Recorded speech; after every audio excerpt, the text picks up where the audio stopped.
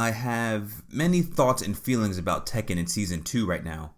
The state of the game and its direction, communication by directors, all the updates needed, and what it means for my personal investment in the franchise.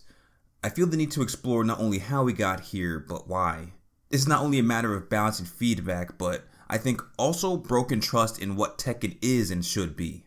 For decisions made from Tekken 7 through now, I think it's reasonable for us players to mistrust Bandai Namco and the Tekken project team. The balance of DLC characters, the hiding of the Tekken store until after release, the inclusive content of the Season 1 pass, and now the launch of Season 2. But what I think has not been emphasized is the Tekken team's mistrust of the players, specifically the high-level players advocating for Legacy Tekken. This needs to be understood, as it is these groups of players whose feedbacks help anchor Tekken in its identity and maintain why we play this game versus any other fighting game in the first place. I believe a critical point in this understanding is not only in Tekken 8 Season 1 or even Tekken 7, but rather Tekken Tag 2. In the time between the Tekken Talk Live and the release of Season 2, leaders of the Tekken team put out statements to address the negative and critical responses to the Season 2 preview. One that I will focus on is this tweet by Harada explaining the opinions of advanced players are not always best for the game. If so, Tekken Tag 2 would have sold better and been more successful. This is only the latest, but Harada has repeated this sentiment on multiple occasions in the past and thus seems to be something he truly believes.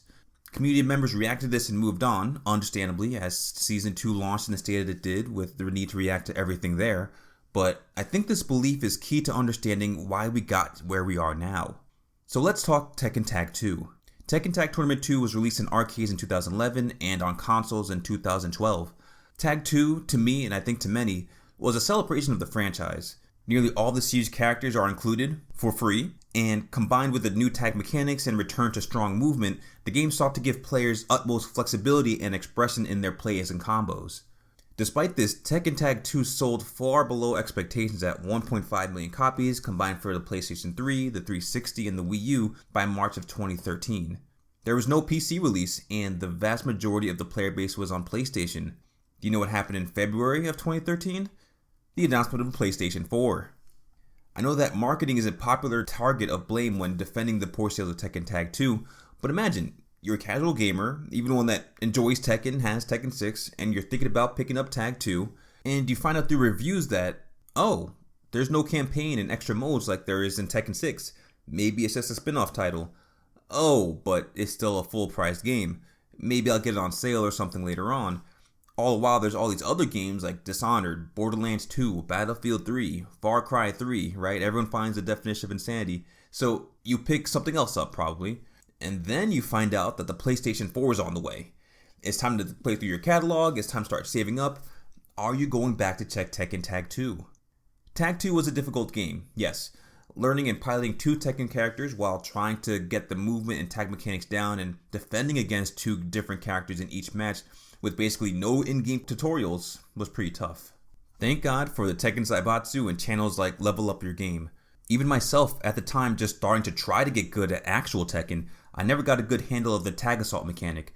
I was never able to do Korean backdash cancel. But even so, I loved playing that game. I think the belief that the gameplay was a primary reason for the poor sales is a falsehood.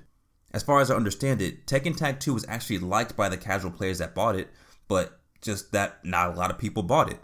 I don't have insider knowledge of Bandai Namco, but in addition to the gameplay itself, it seems to be that after Tag 2, they also started to prioritize how high-level gameplay looked.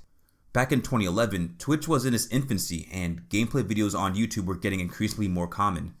Marketing through TV or magazine ads have their own costs and can only be so effective, so good word of mouth, like reviews, and seeing the product in use through visibility and popularity is instrumental in getting sales as well.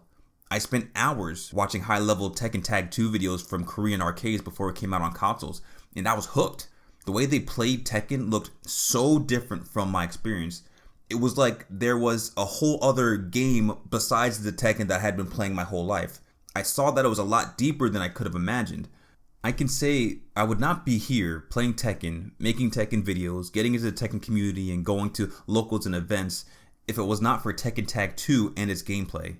So I say with respect that I can see why the Tekken team might have considered the Tekken Tag 2 gameplay to be unappealing. Because movement was so strong, Using slower moves, attack strings, and setups were far riskier to getting whiff punished. Is that a bad thing? No, it's not, but it does mean that at a high level play and in tournaments, filthy commoners like me only see a very small handful of a character's 100 plus moves, and there's far less variety in the metagame. Movement, poke, movement, don't whiff, movement, launch punish, tag assault combo, bait tag crash, okizemi. That was high level Tekken as I understood it, and I accepted it. And back then I didn't understand how or why that was the case, but I came across a video by Rubbish called Tekken Tag 2 Boring at Breakneck Speed, which critiqued the mechanics of Tag 2 that caused it to be the case. Given that we're now facing homogeneous character and gameplay design in Tekken 8, I'm curious to see how well that video has aged. While I personally don't agree that high-level Tag 2 is boring, I can see why people might think so, and that possibility is more than enough of a reason to Bamco to stay clear of a movement-heavy Tekken. If I'm the Tekken team, there's value in changing the gameplay in ways that allow more different playstyles to be effective at a high level on full display. As a player, I don't think the idea is inherently bad either, but that does signify changes to make your character more susceptible to getting hit. No one likes getting hit. So just like Tekken 4 after Tag 1, and just like Tekken 6 after Tekken 5, Tekken 7 was hit with the movement nerf after Tag 2, and that adjustment never feels good. Since Tag 2, throughout Tekken 7 and now Tekken 8 and Season 2, there's been an intentional minimizing of movement and elimination of legacy mechanics, with an increase of mechanics and attacks that either bypass defensive option selects or become the defensive option selects themselves as a replacement to good movement. At each turn, these changes have been met with criticism by the vast majority of longtime players. Simultaneously with this direction, however, Tekken 7 becomes the highest selling game in the series, and Tekken 8 had an amazing start, outpacing Tekken 7 by selling over 2 million copies just in its first month. It looks like Tekken has been doing great after Tag 2. After all, Bandai Namco's goal is not to make the most expressive competitive Tekken game, but to keep the game competitive enough while maximizing the appeal of the game, convert sales, and strengthen the value of the IP. So this is what I'm picking up. To the Tekken team, and perhaps even Harada himself, advanced players want changes to make the game more like Tag 2, and a movement-heavy game like Tag 2 is not appealing. Is that true? I don't know, but I think those beliefs need to be reversed if there's going to be any real consideration of their direction of the game. Otherwise, we're guaranteed more of the same, where some advice in terms of the balance is considered, but anything substantial in how the game plays is determined by a vision of an increasingly simplified and spectacle-driven metagame. Because let's think, what are the most hype aspects of watching fighting games? The stuff that really gets people shouting and off their seats. I think of high pressure situations, clutch hard reads, high damage combos, and amazing comebacks.